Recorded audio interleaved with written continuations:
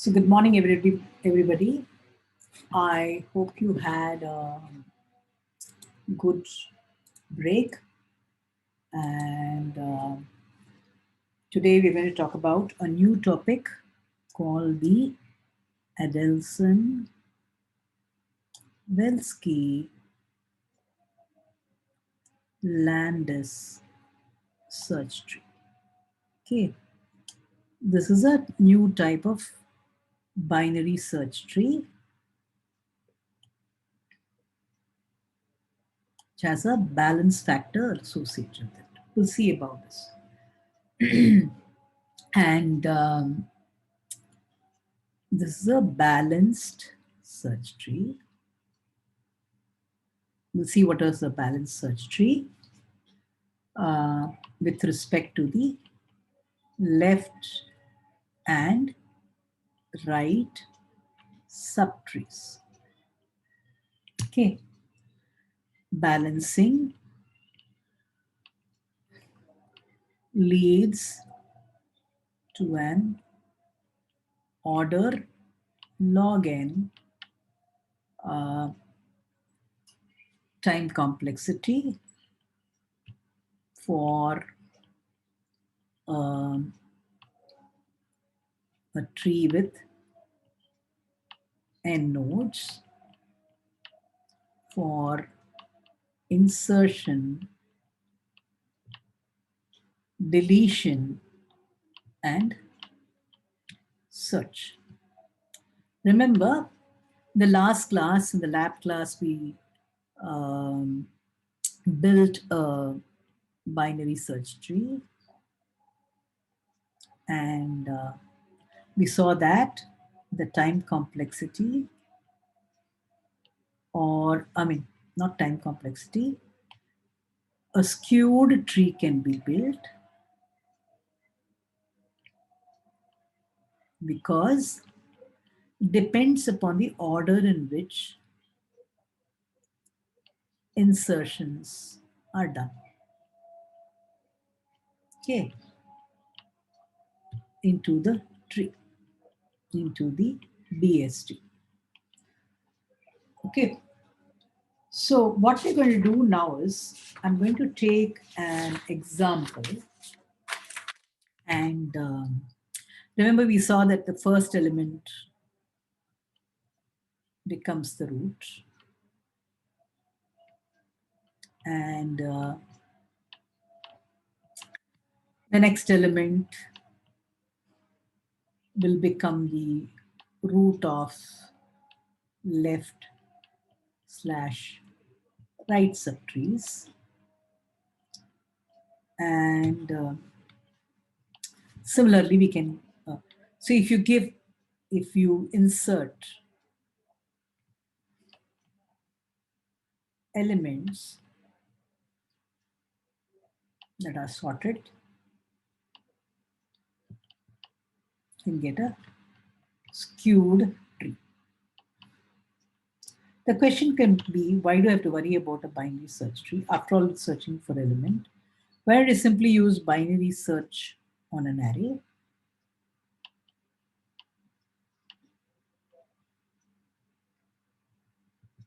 The drawback of an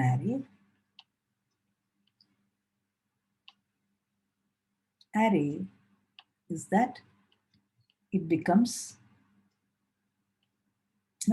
it's static.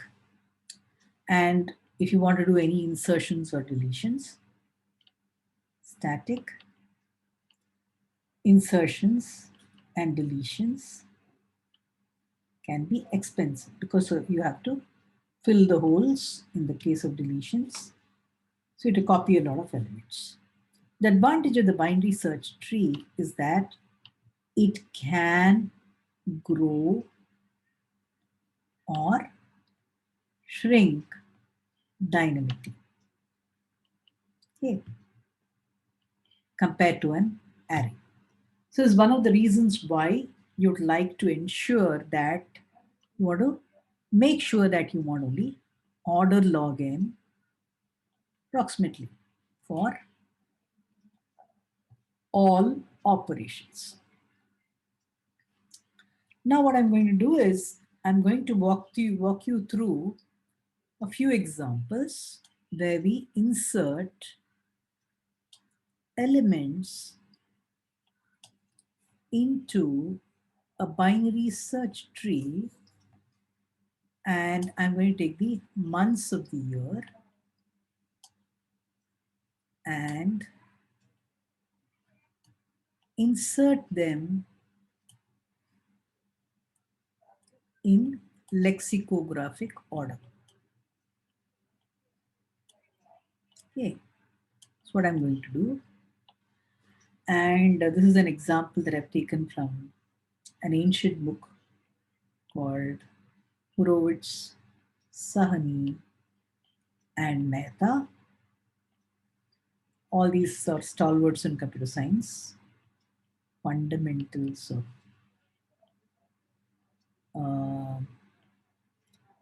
data structures in C++. Nice book to read, has some nice problems too. And you don't have to go through it. I'm just taking this example because it tells you how to balance the heights of the tree. Okay, so let's say I start with January to December, insert them in lexicographic ordering. So January becomes the root because that's the first node that I'm inserting. F is less than J, so I put it at this left subtree. Then March goes to the right subtree. Then April is A, therefore becomes the left subtree of this. May is greater than March. Then I have June, J is less than M, so I get June here. And July is even lesser than June, so I get July here. Then I have August, which is greater than April, and September here. Then October is greater than M, less than September, becomes the left subtree of September, and November. Okay, so I'm using a lexicographic order. Okay, so let's say we insert all these elements into this tree over here. And what is interesting is if I look at the, so when we start with Jan, let us look at the, what is the maximum number of comparisons we have to make? Maximum number of comparisons is 6. And let's compute the average number of comparisons. Okay, and let's see how much this turns out to be. So Jan is 1, Feb, March 2, and April, June, May, 3 comparisons. August, July, September, we have 4 comparisons. December, October, we have 5. And November, we have 6.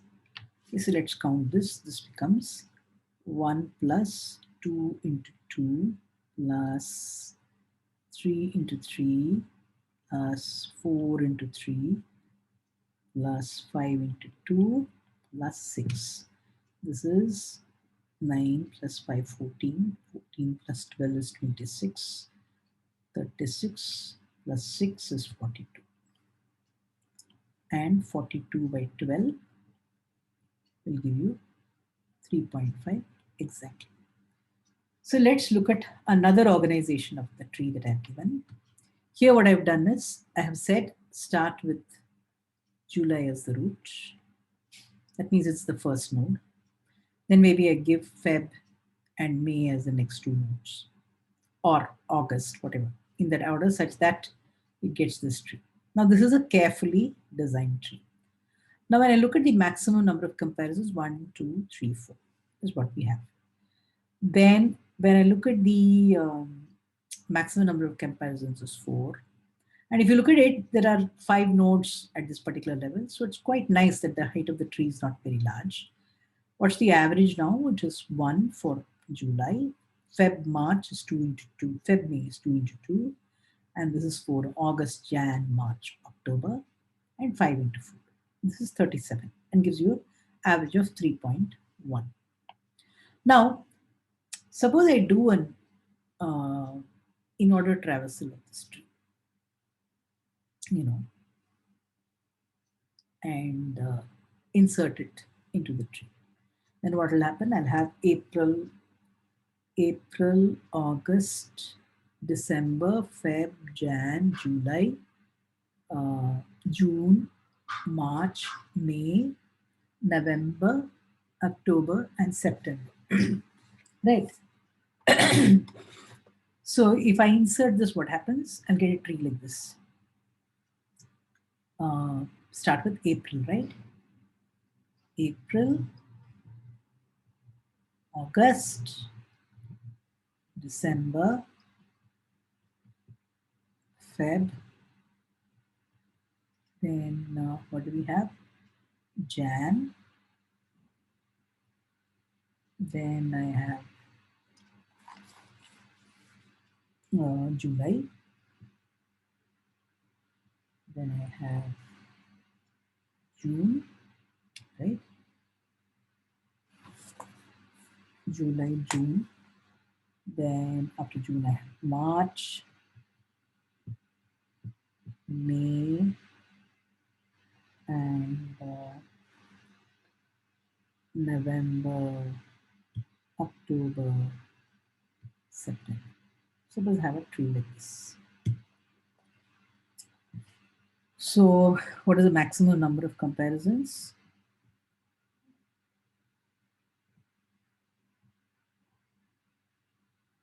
This will be 12. And what is the average? For this, it's going to be about 6.5. You can do the same thing that we did earlier. Okay. So clearly, now remember that all the 3 trees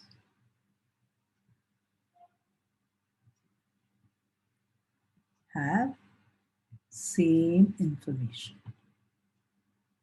But the average number of axes is larger in one tree. And this is the best tree that we have. Okay.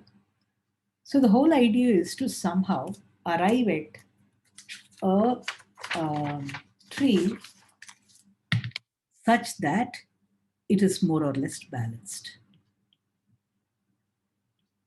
But the problem is, depends upon, see clearly now what we're seeing is, you compare these 3 trees, it depends upon the way, order in which the nodes are inserted. So obviously, what we need to do is, while the tree is getting inserted, while the node is getting inserted, we should fix it. And that is what is done in the Adelson-Belsky-Landis tree. So what we do is, let me give you the definition. I'll close the first part. Definition of the tree of AVL. Adelson-Belsky-Landis is always referred to as the AVL tree. AVL tree is a binary search tree. BST. An empty AVL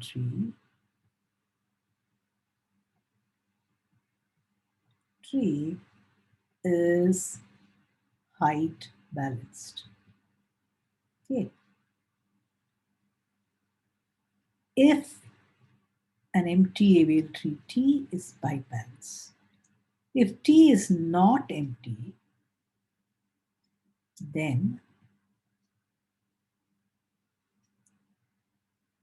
and has subtrees TL and TR, which are the left subtree, and right subtree respectively.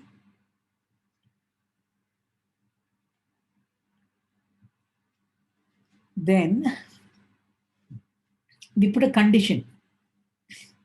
Then T is height balanced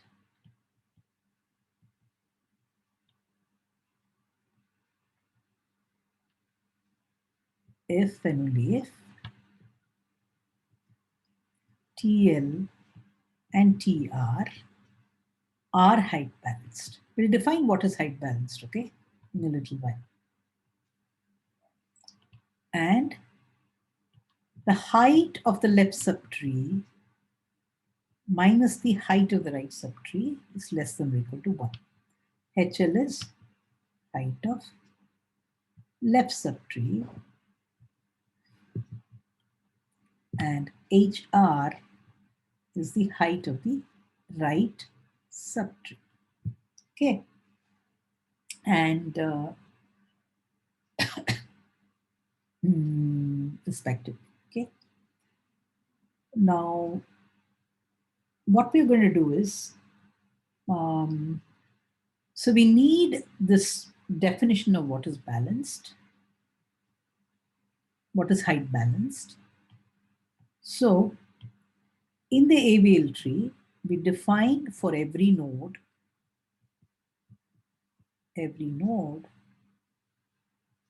what is called a balance factor. Okay, a balance factor. And we'll see in a little while what this balance factor is all about. Okay, we define the balance factor as of any subtree. For T, for any tree of a node, T is defined as HL minus HR, where HL and HR are the left and right subtrees of T. Okay. What is insisted for an AVL tree? We insist that the balance factor of T of any node should be -1, 0, or 1. Okay, so let's start with something like this. A node with a single node is a balanced tree. This is a balanced tree. This is also a balanced tree. So this is 1 minimum nodes I'm looking at. This is 2 nodes and this is 4 nodes, because if you look at it, left subtree, right subtree is what we said. So this one has a balance factor of 0. This one has a balance factor of 0. This has a balance factor of +1. This has a balance factor of +1. This is a balance factor of +1. And this is a balance factor of 0. Okay, this is how we compute the balance factor, and we always ensure this. Okay, so let us see how this we will do. And what we're going to do is we are going to insert these months into the tree, months of the year, in a particular order,